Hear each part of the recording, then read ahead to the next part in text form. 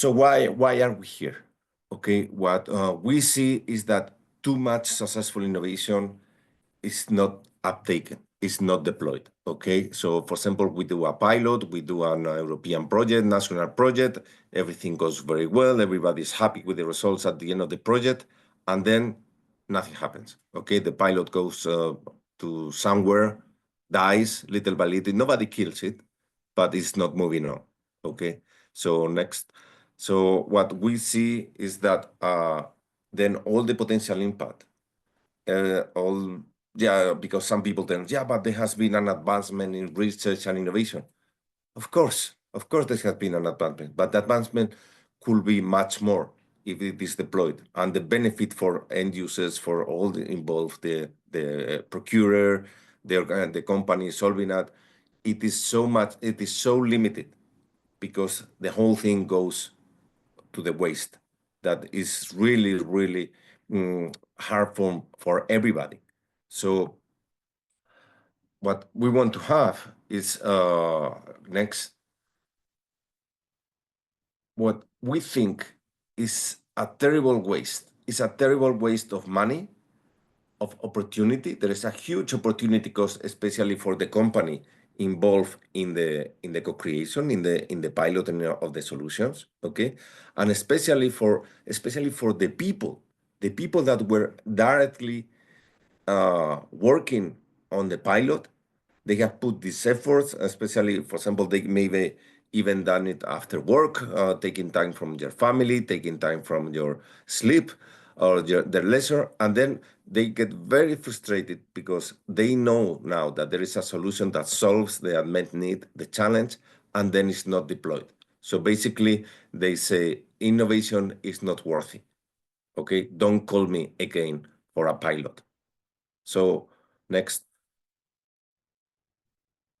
What we think is that adoption, uptake, deployment, escalation, whatever you want to call it, is critical for having impact and also for leverage the investment of whoever has been your funder. That could be the European Union, it could be a regional or a national innovation agency, whoever. Okay, so I guess that everybody understands that why we do innovation is to generate impact, to generate growth, to increase the society welfare. Okay, and that's what we are not seeing. Next. So this is what we see. We start usually with the ideation phase. Okay, we identify the challenge. Then, and that's, for example, the typical case that we are going to see in InnoMatch. What we see in OC2 is that where the buyer, as we call it, though it's really the for us the public organization or the public organization, what they say is that, okay, this is the problem I want to get solved. Okay, and then they look for a company, a private company, a startup, an SME, whoever can do a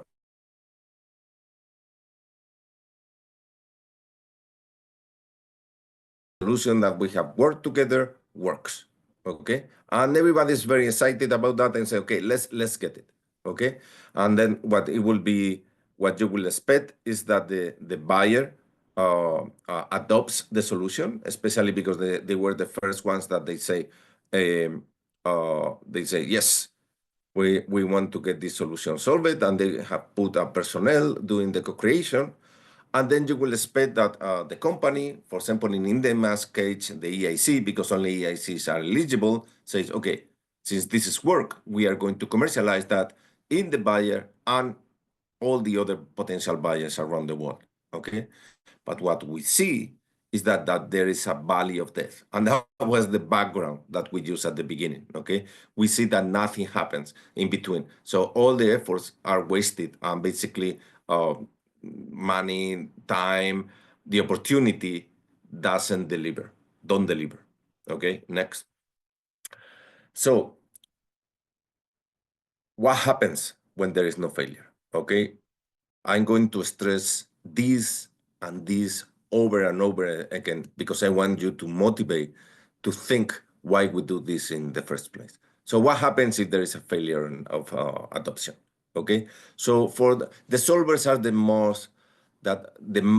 most damaged by this situation. Okay, because if the organization they do the pilot, they don't acquire the solution, they lose market credibility. They say, okay, imagine that they want the buyer doesn't acquire the solution, and then the solver say, okay, I'm going to try it to sell it in another potential customer. That then potential customer asks, where are you? Who has this solution before? And say, oh, I did it with this organization, but they are not uptaking it. But we think that for you is perfect. Then that potential customer will say, if you did it with them and it's so good as you claim, why they didn't uptake it? Why they didn't deploy? What are you not telling me? So the whole trust goes to the trash.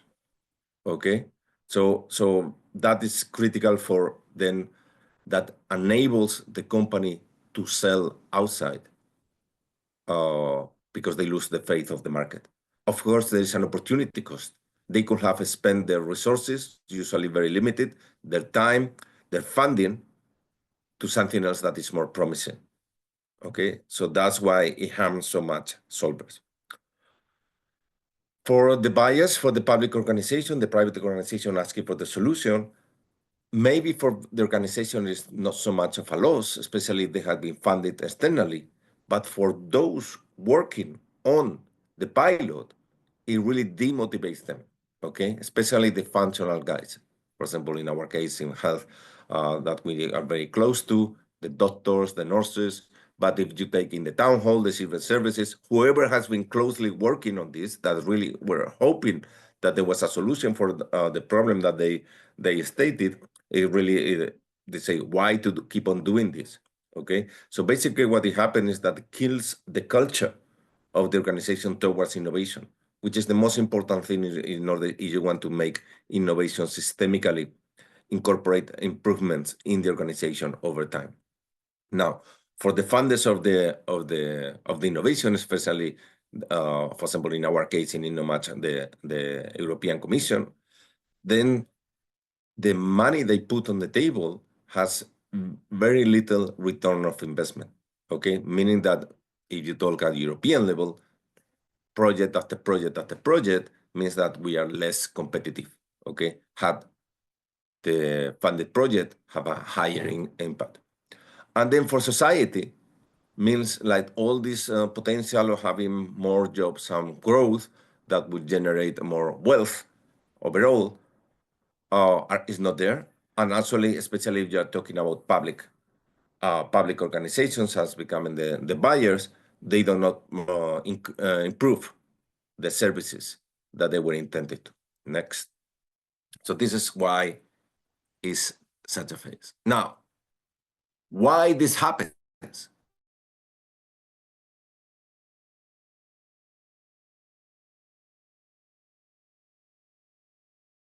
Why this happens? Nobody wants this. So why this happens? Now, we are going to start with the bias barriers. What happens with the organizations? They ask for the innovation to find a solution in the first place. What are the barriers that they don't adopt? Next. So we have a number of them. Okay, one of them is that innovation is not aligned with the core strategy. And what happens is that sometimes the people deciding, the decision makers, or if implementing this or not, usually, many times, they don't know that this is going on if the organization is very big, and then they realize, oh, yes, this is a problem, but it's not so critical. It is not so strategic. It's not worth investing time and especially resources. So yes, interesting, but we will not support this after the project end, after the pilot end. Now, the second option, and this doesn't mean that it's happening all the time in every organization. Okay, there is a mixture, and probably there are more. But another thing is that sometimes these organizations, they have an innovation unit, and that innovation unit has to pay salaries. They have to pay structures. So they chase funding opportunities from the European Union, national, regional, because they have to pay salaries, to be honest with this. And then they apply to project after project, and because they get better in submitting applications, they get those projects. They do the project, they finish, and because they don't have the power after the pilot to implement it, they don't have the resources, they don't know how to write a contract, etc., etc. They just say, guys, this is what I done, it's great, here, or for you, I will go to my next pilot, to my next innovation project. Okay, and then the people on the other side of the fence say, well, what's happening here?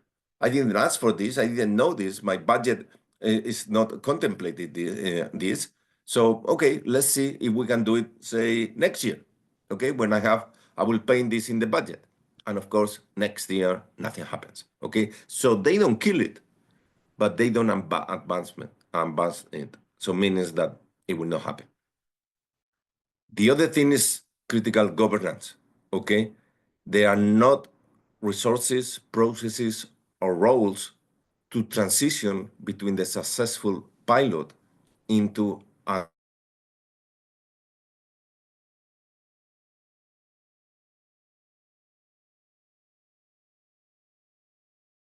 when it's everybody's responsibility, it's nobody's work, meaning nobody does it. Next. So those were the governance and the strategy, but we have other issues that can happen from time to time. Okay, maybe some key staff leaves the organization before or in the middle or at the end of the pilot. Okay, sorry, in the middle or at the end of the pilot, or they have little support from top management or intermediate management. So when there is an issue, there is a problem, they are not there to, to remove the stuff that prevents the advancement of the pilot, or to move just from one phase to the other, from end of pilot to deployment. So again, because there is no top management support, when there is a problem, then nobody cares. I mean, there is nobody there to solve the problem, and it dies. And another time is that, especially when they say, okay, everybody's happy, there's a governance, yeah, let's do it, there's a responsible, and then that responsible finds that they don't have a team and they don't have the money to deploy it, okay? There are too many priorities, and this is not a priority, as I mentioned, okay? So even if everybody is happy with it, there is a person that should move, that person is unable to move forward because he has no money or no team. Next. So this is things that we have seen in the buyers, okay, in the public organizations that remember, they ask for a solution in the first place. They trigger the project as an organization.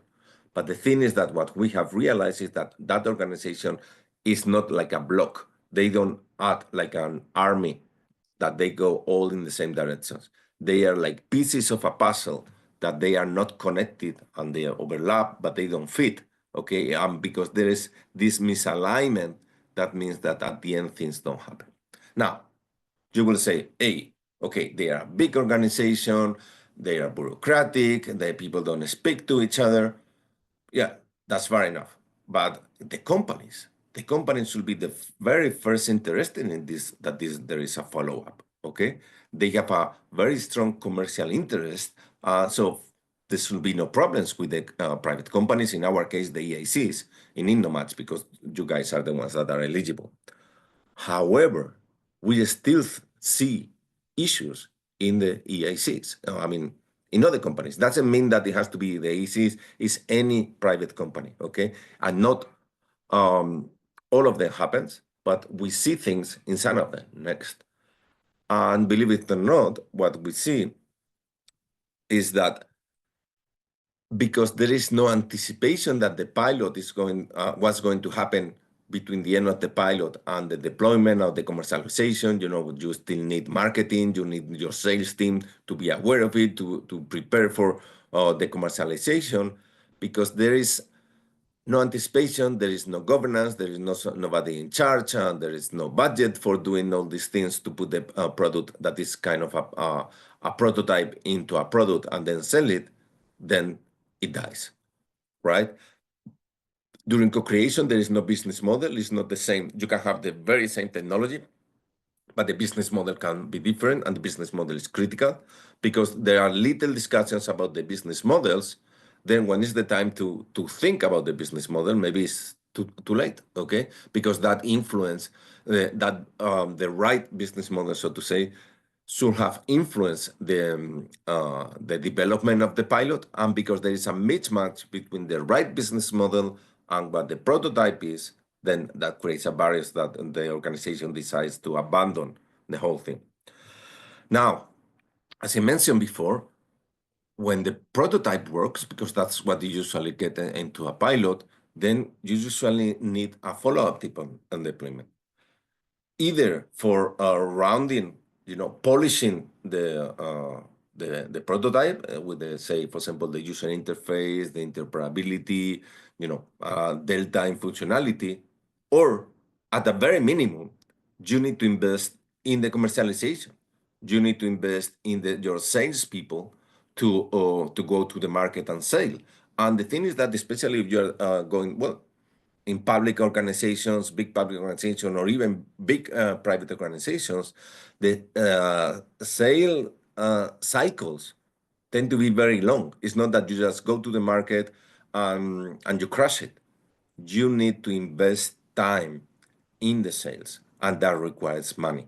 So if you don't have that money, means that you are not ready to get it to the market. And because you have other projects likely that they are market ready and they have already an investment prior to the prototype development, that means that, again, it's not a priority and it goes nowhere. And the last one that we see is that usually also EACs, companies, they have their own innovation units, okay? And those innovation units, sometimes they are not aligned with the commercial decision makers in marketing, sales, top management, because they are kind of also specialized in projects, innovation projects. They have the same perverse incentives that the big organizations, okay? They need to, their business model, so to say, is to do pilot after pilot after pilot. And when the pilot is over, then they say, okay, here are the results, you marketing guys, this is your time now. I'm going to look for new projects and so on and so forth. Next.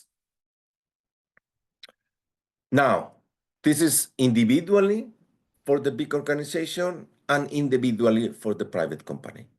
There are also issues in the collaboration between two. Next. And these issues is that usually, most of the time, there is lack of engagement between decision makers and further. So there is a lot of connections between, say, the innovation units between the two, okay? So at the technical level. But when you get up, and so you need to make, high-level decisions, for example, about the model for post-pilot adoption, or for example, what is going to be the price of the solution.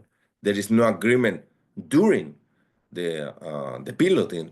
So means when the pilot ends, maybe the private organization, the SME, the EIC, you guys, in this case, no, this is worth this.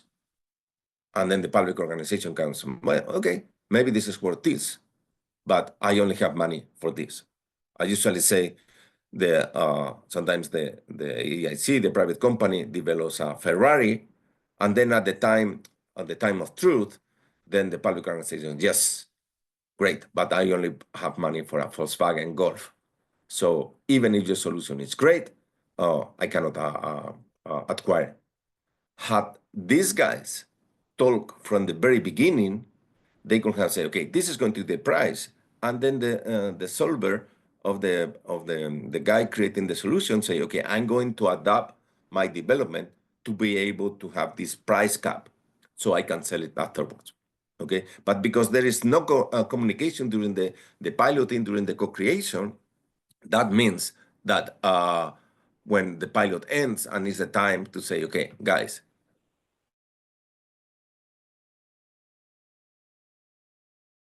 huge, well, there is a mismatch that prevents for getting the commercialization by the customer, the buyer. Next. So what from Tibiomed? Tibiomed is a partner from InnoMatch, as you know. We have been dealing with these problems for a long time. We have been supporting this type of calls and this type of projects many times, and we are kind of frustrated to see that the majority of the pilots work, but then there is no traction afterward. So we have launched an initiative that we call Impactful Innovation that, as you may guess, the objective is to maximize chances that there is impact after successful piloting. Next. So we are going to give you just an example. Okay, there are many different ways. There are many different collaboration types between a customer and a supplier. Okay, we are going to focus here in a demand-driven innovation approach. Okay, this is very similar to what is the OC2, as we call it in InnoMatch, where here in the first is the customer identifying the need. Then they usually do a market consultation to improve this and the wording and what are the functionalities around that need that in order to be solved. Then we say that from need it moves into a challenge. Once we have the challenge, then the customer launches a search for the right supplier. They select the supplier. Then they do together they do the co-creation, and then there is an evaluation. Okay, and as I was saying before, in our case, we think that around 80% of the times, if not more, the solution works. The solution solves the unmet need. Okay, and then adoption is taken. It's supposed to happen by everybody, especially the innovation units of the solver and the supplier and the funder. Okay, in this case, for example, the European Commission, whoever has paid for this process to happen. That's why I put the question mark. Okay, what I've been telling you over and over again is that adoption doesn't happen systematically. Okay, so next, regarding this impactful innovation, we have made this kind of joke that when you put your glasses, your impactful innovation glasses, next, this is what you see. You see that for the same life cycle, what we say is that if you want to have adoption at the end, you need to anticipate. You need anticipation. You need to anticipate that success and put there what we call adoption touch points along the life cycle to increase chances that uptake, that deployment, that procurement happens at the end of the process. So, for example, you need to have a champion supporting the top management. You need to connect with the different stakeholders that are going to be critical at the time of making the decision. Legal department, IT, procurement, whoever is going to make a decision at the time of procurement, they should be engaged from the very beginning of the project. For example, in our case, here in InnoMatch and in other projects, we ask for a proof of commitment, okay? And this, in our case, is 40%, is the highest mark, okay? Because we want the top management to say, if a solution is found, yes, we will do everything in our best to adopt it at the end of the cycle. That means that many organizations, they are not willing to commit at this stage, which for us then say, okay, if you are not willing to commit, we prefer to work with the ones that they commit. And believe it or not, we have organizations that they commit to do that they even make reserves of budget at this stage, okay? So we have less applications in terms of budgets, but we think, but those that apply is because they have a real intention, okay? Please understand that not because we do everything like this, we'll have success at the end, okay? But what we think is that the more of this that we have, the more chances, okay? So, for example, one thing is that, for example, when is the time to select the supplier, we ask those decision makers, those stakeholders to be part of the jury, so they feel they are part of the project, okay? Very importantly, when you see that the solution is going to work, you do a financial reserve, okay? So, for example, say that the pilot ends in April. Then if you don't anticipate in November to say, okay, I'm going to do a reserve in the budget because I think that this is most likely going to work. So when it's the time of doing the procurement, I will have a reserve in the budget, and then money should not be an issue. Okay, and then to have this governance to move between successful pilot and the tender. Okay, who is going to write the tender? Who is going to manage the resources? Who is going to put together all the different stakeholders? There has to be someone. Okay, and the earlier you know about the governance, the transition between successful pilot and commercial, tendering procurement, the more chances that this doesn't go to the valley of death, because you know who is going to do that? No, you will do it. No, but I'm very busy. No, guys. From the early that you know what is going to, who is going to do what, when, with which resources, that's what I call governance, the more chances that as soon as the pilot works, you realize that the pilot has worked, then there will be a very smooth transition and with the procurement. Next.